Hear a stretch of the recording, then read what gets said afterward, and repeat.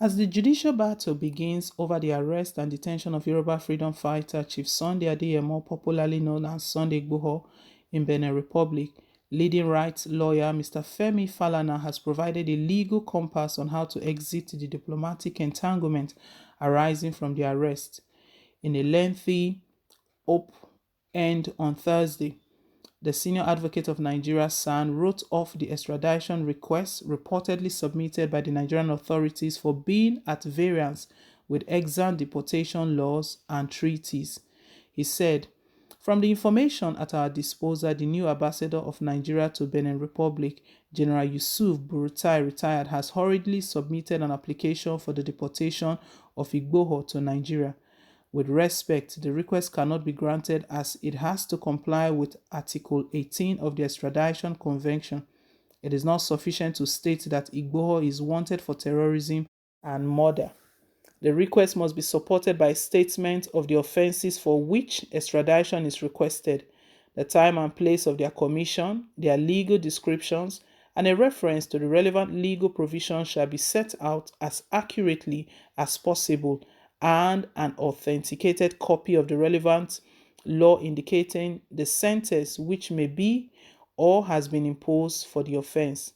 To that extent, the Republic of Benin has not received a proper request from the federal government for the extradition of Igboho." Falana also reminded the Beninese authority of exemptions in the rule book that might prevent Igboho's extradition to Nigeria, even if a due process request was tabled by its Nigerian counterpart. Apart from providing for a speedy extradition procedure, the government of Benin Republic shall ensure that Igboho, whose extradition is requested, has the right to be heard by a judicial authority and to be assisted by the lawyer of his own choice. Nigeria is specifically requested by Article 4 of the ECOWAS Convention on Extradition to convince the court in Cotonou that the offense in respect of which Igboho is wanted is not political or for the purpose of prosecuting him on account of his ethnic group or political opinion. Various provisions of the African Charter on Human and People's Rights and the International Covenant on Civil and Political Rights, to which Nigeria is also a party, applies as well. As noted, if the person is lawfully within the territory of the rendering state, extradition requires due process. Furthermore, an extraordinary extra-legal rendition frustrates the requirements of the African Charter and the covenant that anyone who is arrested or detained should have a right to challenge the validity of his or her detention.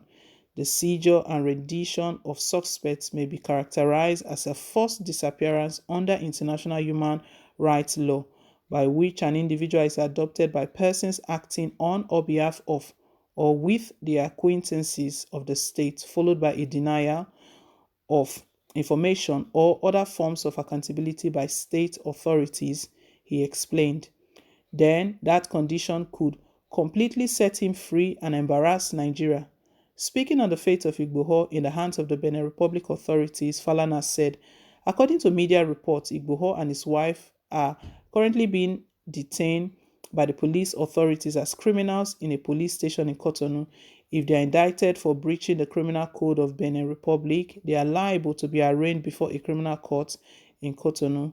Contrary to speculations in the media, it is submitted that Igboho cannot be expelled from Benin and deported to Nigeria on the basis of his arrest by Interpol without due process, as prescribed by Article 12 of 4 of the African Charter on Human and People's Rights, which provides that a non-national legally admitted in a territory of a state party to the present charter may only be expelled from it by virtue of a decision taken in accordance with the law."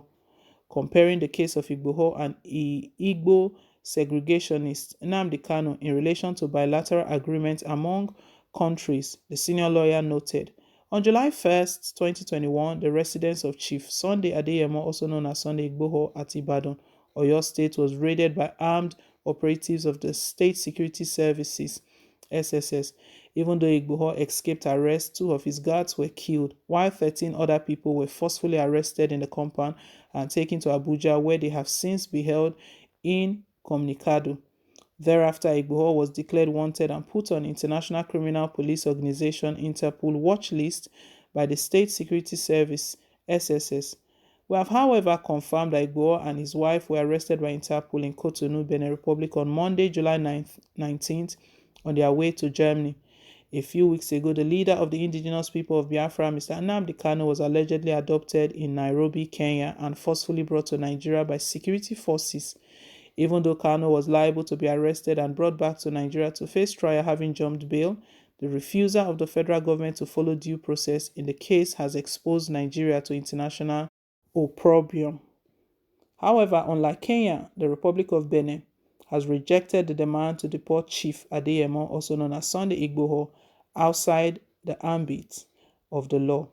Well, this is Femi Falana giving reasons why the federal government's request is invalid and cannot be granted, the request to extradite Sunday Igboho. But we know the update on this is that Igboho's wife has been released. She was released yesterday, but Igboho is still in detention. And the Benin Republic, they are stating that they are still holding Igboho for immigration-related offenses.